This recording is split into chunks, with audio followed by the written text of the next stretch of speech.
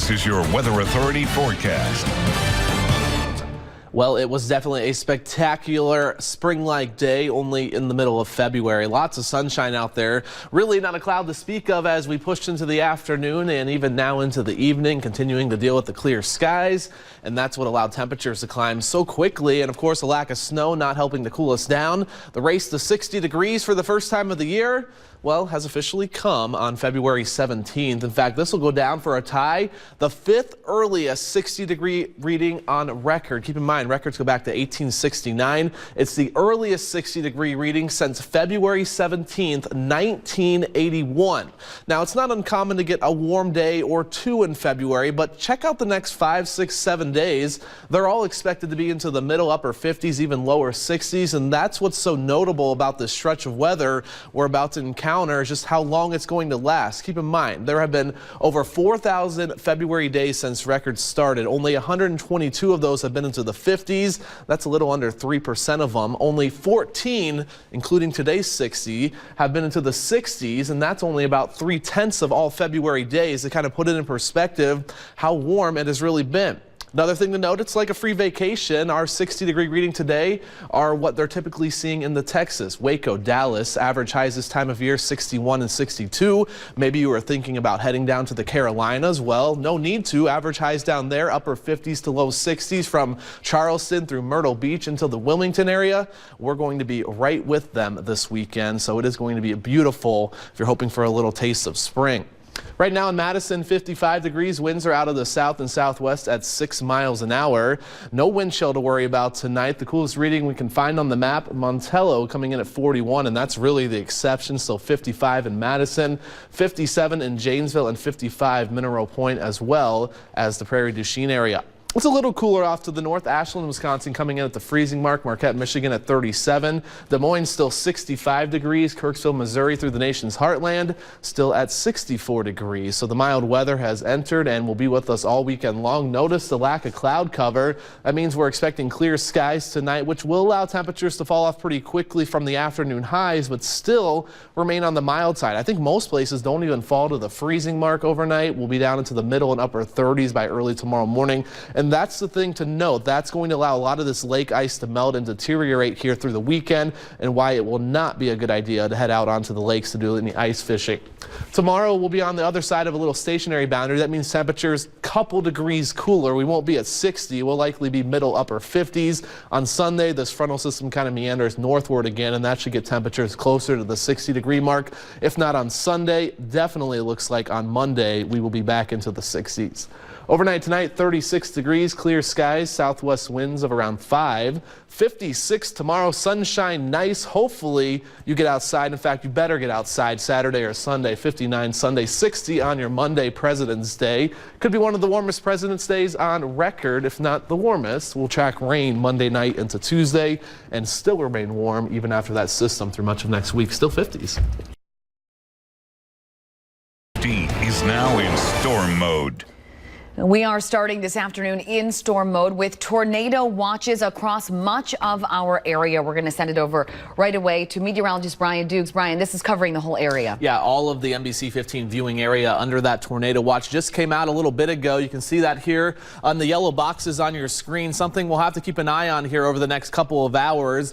All severe potentials are a possibility as we move into the evening hours. Tornado, a moderate risk of perhaps seeing one or two of those. Wind and hail will be the main threat. Fortunately, in terms of flooding, the storms are moving quick enough that I don't think we'll see a whole lot of flash flooding. Let's get right to it, though, on Sky Tracker HD. You can see a little bit of a break right now. We are just tracking one lone storm as you move into Green Lake County. That's where we have a severe thunderstorm warning. That will go until 4:30 this afternoon.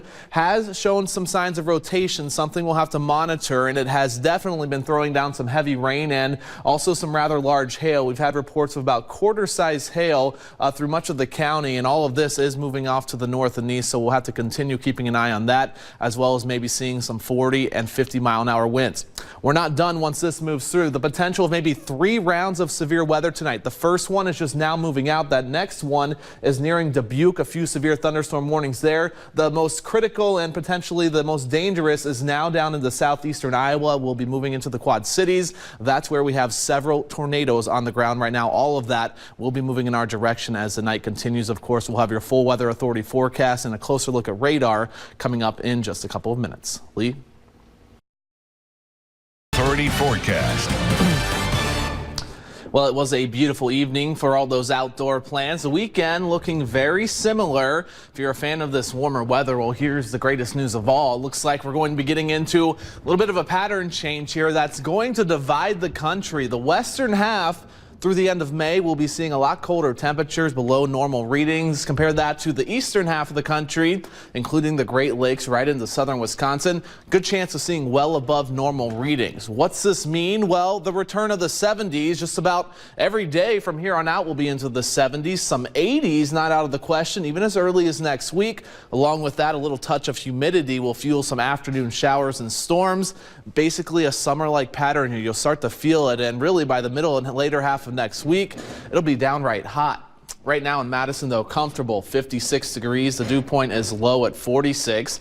Winds are calm and skies are relatively clear. That will allow temperatures to fall off quickly here in the next couple of hours. Already down to 49 in Camp Douglas, 54 in Lone Rock, 64 in Mineral Point, and 55 into Watertown. Nothing too chilly on the map. In fact, still 70 at this hour into the Twin Cities. Minneapolis, International Falls a little cooler at 51. Fargo right now coming in at 62. Of course, all this mild air going to be situated through the region here for the foreseeable future.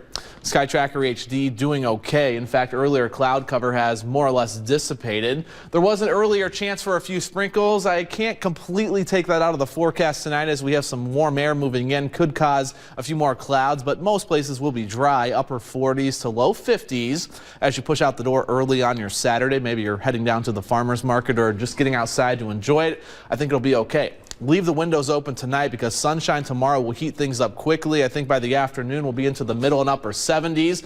Touch of humidity around, but nothing too bad for this time of year. High pressure will be just to our south. Warm front just to our north will at least keep about a 10% chance of a shower tomorrow. Again, most places will remain on the dry side. There's a lot of rain chances over the next 7 days, but not a lot of actual hours of rain. That's the thing to take away.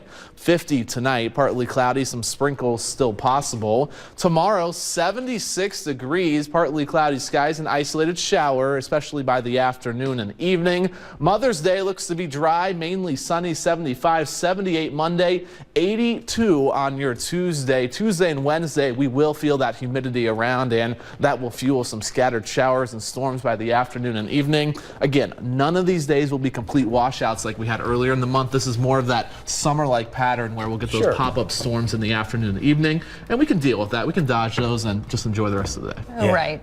Mother's Day is looking perfect, too. Is. Still looking nice. This is your Weather Authority forecast. They're really recruiting it. We are live down at the Union Terrace, and you know, this is a great place to catch up with old friends, meet new friends, or just sit down at the table and start talking to some people that have great stories. We have Judy and Dave over here, 55 years married. I just found that out. We also have Lori over here who is wearing this outrageous hat. I mean, that's part of the reason I came here and sat down. And then we have Claire, freshman at UW. Julia, I'm sorry. Julia, freshman here at UW, really first spring at the Terrace. What do you have to think about this? You know, Brian, it's one hell of a time. Let me tell you. I love it here. Madison's great. I recommend it for any high schoolers out there. It's awesome. So yeah, we're having a great time out here. The weather is great. I'm holding them up from getting more drinks, so I'm going to let them continue their fun and get on with the evening. We're going to get to the forecast now, though, which does include some nice weather. Right now in Madison, we are sitting into the 60s. We even have a few 70s out there across southern Wisconsin. NBC 15 is now in storm mode. Good evening, everyone. Meteorologist Brian Doogs here in the Weather Center. Things are starting to heat up just a little bit here in terms of the active weather. We have a pretty large line of showers and storms now extending from La Crosse down into southwestern Wisconsin and even into northwestern Illinois. This is getting its act together. This pretty intense red band you see here is indicating a squall line and the potential of some very gusty winds, anywhere from 60 to 70 miles an hour, and that has prompted severe thunderstorm warnings out ahead of this line, extending all the way from Vernon County down into Richland County, Sauk County, northern Grant, all of Iowa, western Dane, all of Lafayette, and western portions of Greene County for the foreseeable future. I do expect these warnings to continue drifting off to the east as this whole line does move off to the north and east between about 60 and 70 miles an hour. And again, these storms are having no problem kind of tapping into those gusty winds a few hundred feet above the ground and really transporting to the surface. We'll zoom in here and see where some of the strongest portions of this line of storms is, and it's really into now northern portions of Richland County. Keep in mind, you were hit pretty significantly here just about an hour or two ago with another thunderstorm. Richland Center to Rockbridge, getting through the gustier winds right now of around 60 miles an hour, possibly some pea-sized hail with this. Also tracking another stronger portion of this entire line of storms as you move down into Grant County. Now it's beginning to pass into Iowa and the Lafayette counties. That's the strongest part of the southern flank of this system. Do expect that to enter western Dane County here over the next 15 or 20 minutes.